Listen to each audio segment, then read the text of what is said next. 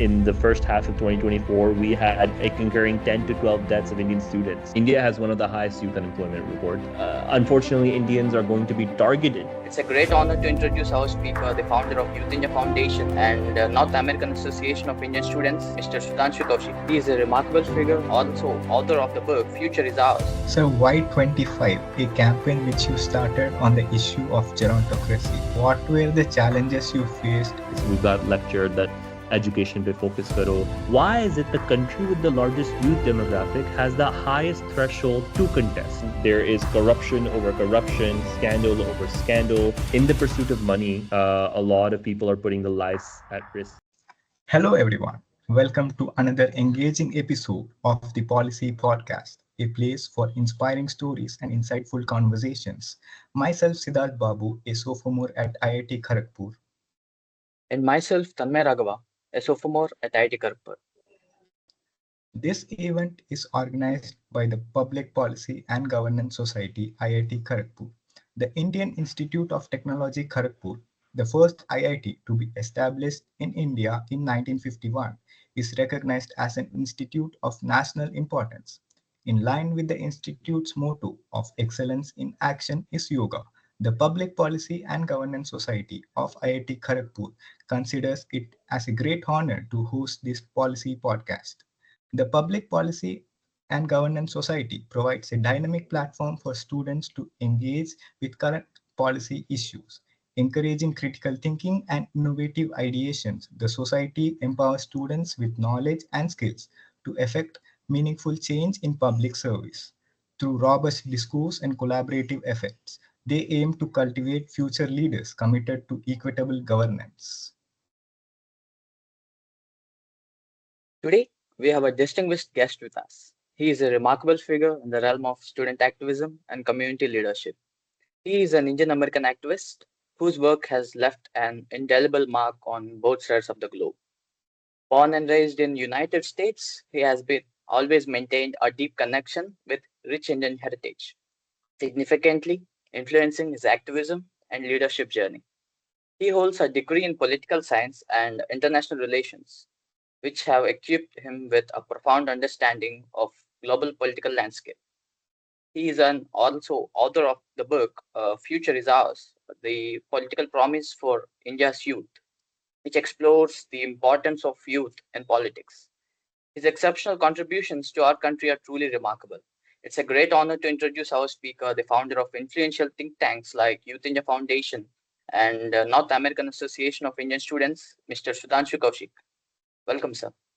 Thanks, Naga. Thanks, Siddharth. So it's actually Young India Foundation, which is the organization under which the Center for Youth Policy conducts research, etc. But thank you so much for the warm welcome, and I'm excited to talk to all your viewers and to learn more from you guys. We have been closely following your work over the past few days, and we are truly impressed by your strides in advocating for policy changes and empowering young people to become active leaders in their communities. We are very excited to have this opportunity to speak with you, sir, and gain some valuable insights. So we're going to start with the questions. Yeah, absolutely. Yes, sure, sir. So you were born in Alabama. Can you share a bit about your early life there and what initially sparked your initial interest in activism? And what's your motivation to become an activist, especially student rights activist? And what is your view on activism? So I'm not an activist. I don't think so. I think that I am someone who really is passionate about a few things, and I try to incorporate my life and my work around those things, right? I don't think you'll see me with a jhanda, As an sadak activist? pe, advocating for all these different causes. And I think it's important that people do that, but I don't have the mindset, nor do I have the skill set for that. I think what I do best is work on youth issues and how, whether it's in the United States or whether in India, how do we get representation, a voice on the table, hopefully in the panchayats, in the parliaments, and kind of discuss those issues and give them more of a I would say, an anchor to be able to have solid ground on fighting for. I think the crucial and critical work of advocacy and activist is done by people that are substantially more hardworking than I am, and they're also more engaged, more knowledgeable on these issues. And I think, if at all, I'm just an armchair activist rather than an activist at all. In terms of, how I got started, uh, in Alabama, you literally have no Indians at that point. I was born in a small town called Arab, Alabama. My next door neighbor was the sheriff of the town who was part of the KKK. My full name is Sudhanshu Kaushik. They couldn't pronounce that, so my parents, shortened it down to Sudhi, and Sudhi was not also pronounceable, so they started calling me Sushi. And my last name is Kaushik, and my high school principal over the intercom would call me Sushi Kaushit. Kaushit, come to the office, right? Those sort of things. And so, you always had, I wouldn't say like, oh my God, I was harassed and abused in that way, but you had some casual racism all across, spread out. But I think the first time I understood the value of identity politics and civic engagement was when I tried to intern and work for the Barack Obama campaign in 2012. And when I was there, I remember I went to go and try to vote, and I couldn't get myself to vote because the YMCA, the local polling station there, these are all people that I knew of or they knew of me, and they knew who I was going to vote for. It was clear on my face, and that fear, you know, uh, didn't allow me to actually kind of vote for the first time. And that's where I became interested in identity politics. And I realized that, my identity is Indian. And while I have been born and brought up in the United States, I feel more passionately towards India and towards Indian politics. Does that mean I know about it? Maybe not, especially not at that time. And after that, I think I got really interested, started researching from an academic perspective, found myself campaigning and kind of contributing to political campaigns in 2009, 2010, when I was only 16, 17 years old, as like a high school internship, a college internship, those sort of things. And I was in a small town called Pai, which is in Kurukshetra, near Kurukshetra, Haryana, and just got caught. At that time in 2009, there used to be booth capturing. So people of different castes, communities, etc., would basically booth capture for their own candidate and all these issues. And I got caught in the crossfire of that. And the only thing that I vividly remember is, someone telling me and abusing me and saying Saleh Firangi. And that was like a big wake up call. I spent my entire life being the outsider in the United States, thinking, oh, having this longing back for home. And then here I am back at home, and they're also thinking I'm an outsider, right? That duality. And I think that really hit me strongly enough to be like, maybe I need to occupy the space or see what I can, because I'll always be the outsider there, and I'll also be an outsider here in some capacity and form. That led me to kind of get into youth activism, youth policy, or youth representation, whatever you want to call it, and looking at the demographics. Because academically, I was studying that, and I saw that, okay, there are 670 million people below the age of 25. And that kind of really got me interested. And so I'll cover that later, but I think that's been the journey of sorts. And let's talk about your wonderful career, sir. You worked under Mr. Fareed Zakaria, a legend in journalism. Can you share some of your memories with him or learnings from him when you worked as an intern under him at CNN? That's interesting. I did work as an intern there for about 3-4 months for Fareed Zakaria's show, and it was interesting. I think unfortunately it was at a very busy time where there was a UN General Assembly happening, so I was running around from Midtown Manhattan to Columbus Circle because I was also doing an internship at the UN at that time. And so, I wish I could give you some really profound insights that I learned from journalism from Fareed Zakaria, other than the fact that I realized that I would not make a good journalist. And so the insights were there. It was very interesting in terms of what I was learning, but I think the biggest learning for me was that I'm not meant to be a journalist. Other than that, can't really describe much. And so you are the founder of North American Association of Indian Students, and the efforts you put in NAIAS are highly commendable. Could you share what motivated you to establish such an organization? Additionally, do you have any plans to expand this initiative to other nations? Yeah, so look, one of the biggest issues that we will have forthcoming is how are we protecting our diaspora abroad or our citizens abroad, right? The United States being a prime example. Right now, there are about 200,000 Indian students who study there every single year, right? On an F1 visa. And that number is expected to grow in the next 5 to 10 years to about 500,000 Indian nationals, right? And it makes sense for America and it makes sense for the world. We have a big youth demographic who's looking to further their opportunity, further their education, they get a better life. They have that education, they have work opportunities, they might have whatever it is. And what unfortunately, though, there were no systems set in place to help Indian students at that time, right? So we wanted to create a community that, could cater to their interest, advocate for their causes, be that group on present on campus. And that, Indian demographic is very vast. You have a big amount of Telugus going there every year, but then you also have, a Haryani and Punjabi illegal young people, like young people undocumented going there, trying to make a better life. Then you have, the Gujaratis, second, third generation who have been there for countless years. So it's so diverse and like basically so difficult to actually cater to them. So we started an organization to help. COVID hit, and we realized, okay, the need is for international students there. We were able to raise over $100,000 to $150,000 and give aid, food, rental, legal assistance to these students. But my fear, I think, is, this number is going to grow. Situations are happening every day. Unfortunately, Indians are going to be targeted, only not because they're specifically targeting them for, their like identity or their religion, but Racism. because of the demographics. When you have 175 students from India, not even Indian Americans from India, studying at University of South Dakota. Get this, University of South Dakota. I haven't been to University of South Dakota. I haven't been to South Dakota. No one goes to South Dakota, and yet there are 175 students from India studying there.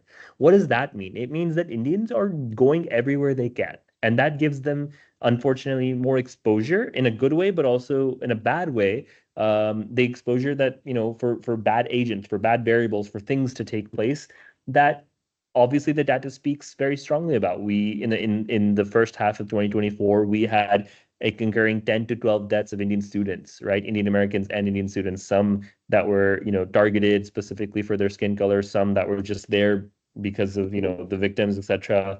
So, it's a precarious situation where Indians are going for, a better life, a better future. They're investing so much money, and in retaliation, this is what happens. They're at the wrong place at the wrong time, or they're being targeted, or whatever takes place, and it's going to only increase. So we need more systems, mechanisms in place to be able to help, ensure that we're able to give them the resources, give them the infrastructure in that place. And right now, when it comes to the government, they're overburdened. Like data speaks that the Indian Foreign Service just doesn't have enough people. It doesn't have enough funds to be able to do it. But we have the world's largest diaspora, from the United States to Canada, to Australia, to the UK, to the UAE. We're just about everywhere. I think what we need to start doing is either build out a different diaspora ministry, and within it also a student kind of ministry, if we can or possible, that works in tandem with the MEA, or let's say the new diaspora ministry, and also the education ministry, and so that we're able to regulate, for example, all these agents and study abroad kind of partners who are sending students left, right, and center, sometimes undocumented, sometimes through wrong means, or sometimes just for the sake of getting a commission. when you have someone going, you cannot recommend a college in the middle of nowhere America or Canada, whatever. Your mental health is important, your physical safety is important. If they've never seen a brown person but someone from Telugu comes in, what's the reaction, right? Someone from Telangana or Andhra comes in, etc. What's the reaction in that community, right? So I think in the pursuit of money, a lot of people are putting the lives at risk of students and their future. So we just need to be more careful about that, and that comes from regulation, and that comes from effective policy. So yeah, I mean, ideally, we're gonna be doing NAIAS and working on that, but it would be more effective if the government can also start these discussions and the conversations and build that out. Yes. Sir, you are the founder of Young India Foundation, a bridge between India's youth and politics, and your work clearly shows your passion towards integrating youth to politics. Why would you think that youth representatives are important? And do you feel this could happen in the coming years, especially in India?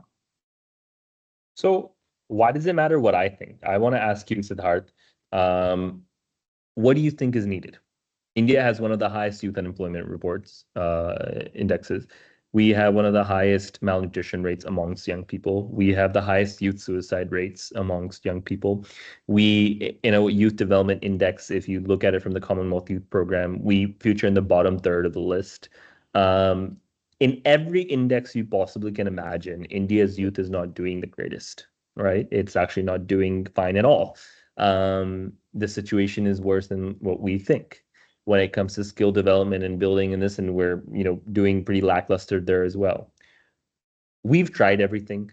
We have used in the past 70 years the thought, the mindsets, the policies of politicians and representatives at the age of our grandparents and tried to fix situations, but the situation has only gotten worse. So all I'm suggesting is, why don't we have to fix these issues, right? One shot and one opportunity to get more young people to talk about them, to discuss, to debate, to be able to, have effective policy, not just in politics, direct electoral representation in the bureaucracy, right? In the decision table making process, so that at the end of the day, the inputs of young people are also being taken. So that, I mean, look at the demographics, right? If this country is made up of 670 million people below the age of 25, which is 67 crore, right? There, about 70% of this country is below the age of 35, right? And yet, the average age of our politician in the Lok Sabha in this was 56 years old. It had actually gotten older. So since the first Lok Sabha to the 17th Lok Sabha, we have always had an increase of a parliamentarian, other than one in 1998. The average age in the first elections that we had in 1952 was around 44 years old, right? And now it's gone up to 56. And in the Rajya Sabha, obviously, it's much older than that. What can we do, right?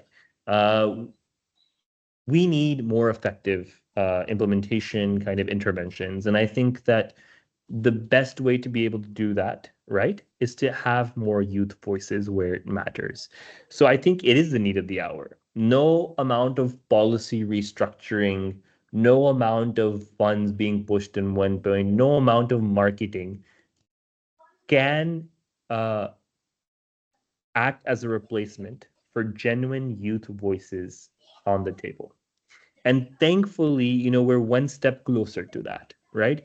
This time, just like last time, though, we have more, we have not more, but a decent amount of younger people elected to parliament. Now, I'm not going to say that's going to fix things, but when you have a 25-year-old Dalit female who's able to bring her perspective on the table, when we have a tribal male at the age of 26 who's able to talk about their issues, but then at the same time we have a royal 30-year-old who has seen the potential of education abroad and bringing it back home. You have young people from different lifestyles, from different paths of lives, being able to come in and say, maybe we need to do this, maybe we need to do that. That's what matters. And sure, the point you raised recently in your TED Talk too, and the one you also raised now, gerontocracy in India. Actually, I also thought about, I've also done some research on it and looked into it. Sir, but there can be a claim that a country in control of young minds could be at much more danger due to a lack of experience than a country with older people of 40 to 50s, so that they could have some more experience to build a good nation. So of course it's a bold claim because it's not about control of nation, it's about representation of a community or a group of people or an age group. So what would you think about this?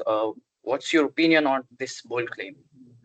Yeah, I mean, look, experience matters, but what sort of experience and how effective has that experience been in the previous path? Those are two questions that someone needs to ask when someone says experience. So let me take the latter question or claim first. Is that, you know, experience matters. So what has that gotten us to, right? It's been around 75 years of independence, right? We still have 300 million people living below the poverty line in India. We still have one of the highest number of malnutrition rates overall, right? There is corruption over corruption, scandal over scandal. The disparity between the rich and the poor keeps getting longer. No, I'm not saying that nothing has been done. A lot has been done, right? We have made effective change throughout the past 70 years, but it's been the same age demographic over and over again. So let me ask you this, Naga. We have had the same 55-year-old, 60-year-old uncle being our elected representative. Party badli, theek hai. Ideology badli, fair enough. But it's been the same demographic. Are you okay with the country we're in? Is it going perfectly fine? Definitely not, sir. Okay. So if definitely not, what can you change? You've changed the party, you've changed the ideology, you've changed the bureaucracy because they've been retiring and coming new. So all I'm suggesting is, how effective has that experience been? Now, let me ask you this. The 60-year-old uncle who has been a politician for the past 25 years, वो लाल बत्ती में आता है, उसके साथ PSO है, security guard है, दरवाजा खुलता है, ऑफिस में जाता है, बाहर निकलता है, सरकारी घर है, सब कुछ है, राइट? 20 साल से है. I want to ask you, Naka, does he know the struggle of a 21-year-old जो student जो North Campus में पढ़ता है, वेस्ट दिल्ली से आता है डेली, जो मेट्रो लेके जाता है, वाईफाई के नाम पे, जियो के नाम पे, he needs to submit assignments because half of them are online but internet नहीं चलता या software अच्छा नहीं है, कुछ है, these problems.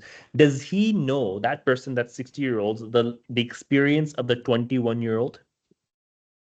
No, sir. No. So then जो भी experience उसने 60 years की age पे करा, right? How does it impact the 21-year-old? That 21-year-old is part of the majority demographic. Yeah. So Yes, I'm sir. not discounting that experience. What I'm saying is that we also need people with the exposure and experience of a 21-year-old living in the 21st century of a 21st century India. The Yes, 60-year-old, sir. we didn't even literally license Raj tha. Can you imagine license Raj in this capitalistic India? No, right? So what experience does he have that can be over and beyond? And my most important thing is, मैं ये नहीं कह रहा that we retire people, we get whatever. You will have your experience, folks, but give new voices an opportunity. So around a table, when they sit around, you have the same thing being said over the time. Maybe that 25-year-old Dalit leader can be like, जो मेरी student community है, they feel this way. What do you think about that? वो जरूरी है. That's important, right? How much change will that bring? That's all I'm saying. Look, we think that experience is like this and that. We've been fed to believe that. But let me tell you, those older people are just as clueless as us in some cases. We're all fighting our own battles. We are all fighting our own kind of identity that we're trying to build and learn and grasp. We're constantly doing that. But at the end of the day, what is an MLA or an MP? They are representatives of the Representative. public, a representative. Now, in a country where there is a majority of young people, and yet we have representatives at the age of our grandparents that grew up in a different India, that grew up in a different society, how will they be more effective for us? That Yes, is sir. my question to those that say experience. I say great, but what sort of experience, right? That also matters. We need more people that have exposure, that have experience, but of this generation, of the generation of the future, that can relate to them, that can contextualize these issues and explain to them, that can reach out to them, that can give them that confidence. Look, confidence in the country and the growth is at an all-time high, but it's also at an all-time low. And what I mean by that is we are very, very optimistic of our future, but we're also disinterested or disengaged in terms of our policy and our politics. We think ye nahi hoga, wo nahi hoga, right? We need to we need to tackle that. And the only way we can do it is to have people that look like us, right? That think like us, Yes, sir. that are us at the same table. And the true definition of democracy is also the same. Representatives from all communities, all age groups should be present in the policy making. That is so important for a democratic nation. Absolutely. Yes. So why 25, a campaign which you started on the issue of gerontocracy? Like, I would like to ask, what were the challenges you faced while advocating for the legislative amendments, and how do you overcome those challenges? We're still overcoming them. It hasn't been implemented as of yet. There was a Rajya Sabha committee that was started to look at the issue. But these issues are all around us, and they plague us. And it's not that it's been a major success. I mean, we're still trying to be able to implement. But at the end of the day, uh, the idea, the same thing. It's ageism. But parliament ko dekar bana doge. We've gotten that from previous member of parliamentarians. We've got lectured that education pe focus karo. Look, we're not saying that we want only 21-year-olds in parliament, right? We're saying at least give them the legal right. Look around the world. Every developed democracy, at the age at which you can vote, you can contest for office, right? Why is it the country with the largest youth demographic has the highest threshold to contest at the age of 25 and 30, right? Look, there's no guarantee if you decrease the age to 21, koi banega. But at least there's no legal restriction against them, right? It gives them that ability. So potentially, we can have someone from North Campus who just doesn't have to contest DUSU elections, right? Can actually contest a constitutional possession. Get this. I don't know if you know it, but Delhi University, the student elections, DUSU elections that happen right on North Campus, is in a constituency where the MLA that won was about 55 years old and won with only 40,000 votes. In the last DUSU elections, uh, I think around 90,000 people came out to vote, students at the age of 18 to 25, right? Imagine if they actually were able to vote for their MLA, someone like them, a college student, a university student, etc. So instead of becoming Dusu president, he's the local MLA, he's the local MP, right? That's a constitutional position that they can actually change things up with. सड़क नहीं बनी वो बनवा दो, Wi-Fi नहीं आया funds लेकर आओ, right? Making sure that women in North Campus have access to public healthcare infrastructure, and students have access to proper buses that are going around where it's needed. So these things are things that can be effective and work out. So that's why I believe that we need a decrease. Look at around the world, look at our own country, right? And MPs and MLAs, for some reason, are the only position in which you have to be 25 and 30. अगर आपको IAS बनना है, IPS बनना है, IFS बन सकता है, you can take a test at the age of 21 and literally be in charge of a districts that are larger than countries in some cases. All the administrative power, all the bureaucratic power, all the financial power a 22-year-old can have post training, but you can't become a representative of the people, right? What is so special about sitting in parliament and sitting in assembly? What's so special about those cushions, right? That you allow a young person to become an IS officer and be, in charge of all this sort of stuff, or at a local level, right? We've had a 21-year-old of Trivandrum, Ananya Rajender, who became, again, mayor at 21 because they were allowed. And she governed a city with over, I think it was like what, 8 million people. I don't really remember the specifics of Trivandrum.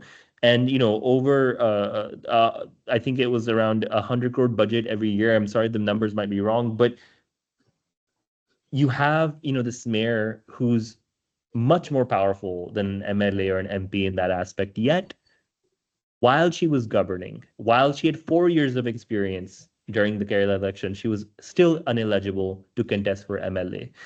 She has a budget of 80 crore rupees. MLA barely gets 5 crore rupees in a year. She has the administrative power of over 10,000 municipality workers. MLA gets barely one PA, right? She has basically the outreach and the constituency of over like I think it was 6 to 8 million people, whatever it is, the demographics. एक MLA की constituency में there are roughly about 200,000 people. Why? Why can she do that at the age of 21 but not contest for office? Even Devendra Fadnavis, right? The deputy CM, previous CM of Maharashtra, he also became a mayor of Nagpur at a very early age before he turned 25. So look, in all political ideologies, in all parties, in all areas, we have young people that are up for the battle, that are ready to contribute to the country, that are ready to represent their people, but the law does not allow you to do so. And that's all I'm saying. At the end of the day, you still have to be voted. You still have to be selected by the party. All those ramifications, restrictions still exist. But to disallow them, disenfranchise them by the law, I think is unfair.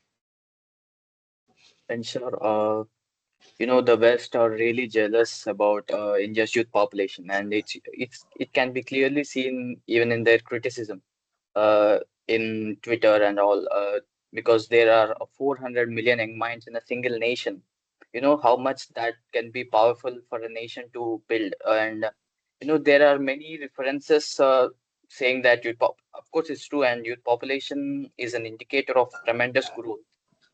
With such gigantic numbers, we are still lacking somewhere, whether it can be a lack of quality education or to the youth or opportunities. What do you think? What are we lacking at?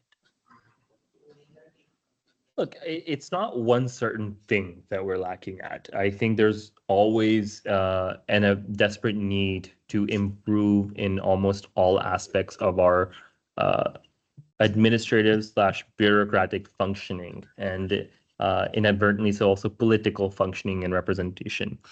Um, we have a long way to go, right? In terms of ensuring that not only India, but Indians are able to thrive, to progress. And I believe for us to do so, while I could count so many issues, so many specific policy issues that we need to change, to course correct, to be more effective, to be able to help skill build, to help education, and it become that education we take effective through ensuring we get adequate pay, and with adequate pay, adequate prospects of living, of housing, of health, etc. All these things, but all of this, is possible and more effective if we have better representatives. And I think at the end of the day, the representatives can keep all of us more accountable. The public, right? The administration, the functioning, and also the policy that's being implemented. And so for me, I think that while there are 10 different issues, 30 different issues, 100 different issues that we need to work upon to make sure that Indians are doing better, um, the most important thing that and again, as someone who really strongly believes in ensuring that young people have a voice, is to make sure that we get younger people at the table making, decision making process. Sir, everyone knows that having a command over policies is the main characteristics of a representative.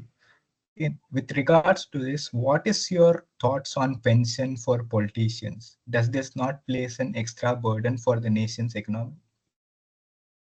So that's really interesting because so Singapore's first prime minister, who is credited for reforming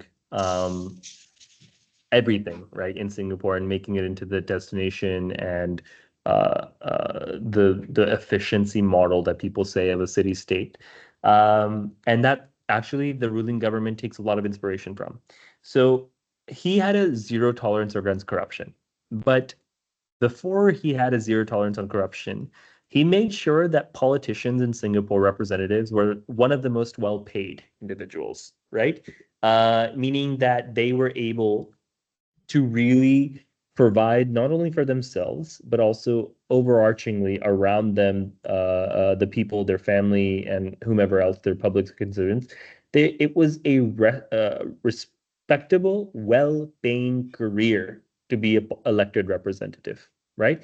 And what you see is whether it's in diplomacy, whether it's in politics around the world in Western countries, where you have an actual livelihood that you can survive off of, right? And do well, you have less corruption, right? So you think, oh, ye pension nahi milegi, wo pension nahi milegi, but you also have to understand how difficult it is to be an elected representatives.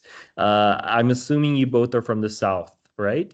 And you know exactly how expensive it is to, even contest a local panchayat or sarpanch. And same thing in North India, not to that degree, but same thing, right? It requires a lot of resources. It requires a lot, and people who are in comfortable positions think, why would I want to sacrifice this high paying of a job, right? To get pennies. And on top of then pennies, you have all these expectations, which then you have to rely on corruptions or you have to rely on externalities to be able to afford that. Look, these are really, really larger political issues that there's no one simple fix to change. Ek law lao, nothing's going to change political funding and black money in politics in that way. It's just not going to happen. The psyche of a voter here is that what are they going to get, right? And not necessarily through policy and politics, but through paisa kya milega, पीने का क्या मिलेगा, ये क्या मिलेगा, etc. And we saw that in the Andhra Pradesh elections quite evidently, where literally, did you see both parties were distributing condoms and like a Yeah, I've box seen of that. like whatever in that way, and then cash in it. It was crazy, ridiculous what was happening. We have to change our own psyche without saying it's very easy to be sitting behind a screen and saying pension 3 बार मिलती है, right? Very easy to say that क्योंकि MLA बना. Do you know how difficult it is to actually get voted in power? Right? No matter what party ka wave hai, right? No matter what party ka, influence hai, it is very, very difficult, right? Getting elected and being able to be, there. And what do you get in return, right? So let me just, for an example, the US president gets paid around $400,000 on top of having, hundreds of millions of dollars as a budget for their home, for their office, for their team, their staff, etc., whatever. Do you think our prime minister at all comes close to that? We don't have that funding and capacity. Now think of it at a local level, right? How much does an MLA get? If you think 50, 60,000 rupees, which is on average something that they get as a salary, is enough to not only just be a politician, but be an elected representative, जो घर का भी चलाए, जो office का भी चलाए, जो PN staff उनका भी चलाए, because you get very little things. It's just not enough, right? Like it's not enough for a first time, fresh out of college, 40K, 50K, right? How do we expect, again, a politician who has all this, a big office, to survive off of that same thing? I don't know. Maybe I'm wrong at it, but I do think that we need to make politics an actual career too, potentially. And if not a career, but a livable option before we start criticizing this pension, that pension, or whatever, because then we're just constantly opening the Pandora box and where we'll only have people with money, with business interest, only contesting office. And so this is a more of a personal question. Have you ever faced a situation where your personal opinion conflicted with your professional duty? If so, could you share something about it? I mean, all the time, right? Sometimes I am advocating for younger candidates who I believe in, but are they actually able to win elections or be able to become a representative? Probably not. Or, for example, We had cases where they might not be of the ideology that I agree with, but they're a younger person and they're the only younger candidate to support them. So it's both. I mean, that happens all the time, and I think you just need to know how to bifurcate, to compartmentalize, your personal with your professional, to what you believe in, what you don't. And I think that's just the skin in the game. Yes, sir. Sir, we are in a world with a lot of issues, from the basic ones like the hygiene, food, and clean water to a very big one like human trafficking. How do you decide which causes to support or which campaigns to launch? Hey, listen, I'm not the best person to answer that. I have my passion, my issue. I'm working on it, and I'm not gonna come here and tell people this is what you should be doing and this isn't what you should be doing. I'm very passionate about youth issues. I'm working on that, and I'll continue to do it until the day someone calls me an uncle, and then I'll stop doing it. So finally, sir, we are going to conclude this podcast. In closing, I would like to express my deep appreciation for the insights you shared this in this interview, and you've been a great role model to some of here in Kharagpur too, and your dedication to empowering young people, advocating for youth rights, and driving positive change through strategic initiatives is truly inspiring. And as you keep pushing for more youth involvement in politics and beyond, I'm sure your expertise, determination, and commitment will drive real progress and inspire many others to join the cause.